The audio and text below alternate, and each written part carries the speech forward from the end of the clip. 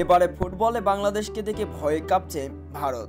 তাই তো দীর্ঘ ৮ মাস পরে অবসর ভেঙে আবারও আন্তর্জাতিক ফুটবলে ফিরছেন ভারতীয় কিংবদন্তি ফুটবলার সুনীল ছেত্রী।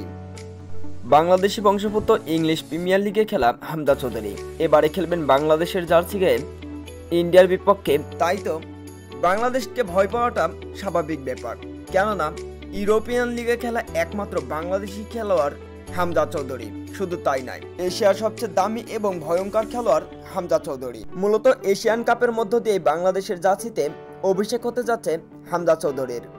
আর অভিষেক ম্যাচেই ইন্ডিয়ার বিপক্ষে মুখোমুখি হবে বাংলাদেশ।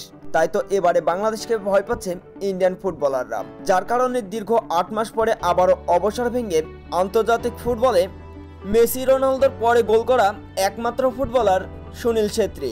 চলতি মাসের 25শে মার্চ অবশ্য এশিয়ান কাপের বাছাই পর্বে মুখোমুখি হবে ইন্ডিয়া এবং বাংলাদেশ, যার কারণে মূলত ৮ মাস পরে অবসর ভেঙে আবারও বাংলাদেশের বিপক্ষে মাঠে নামতে যাচ্ছে সুনীল ছেত্রী।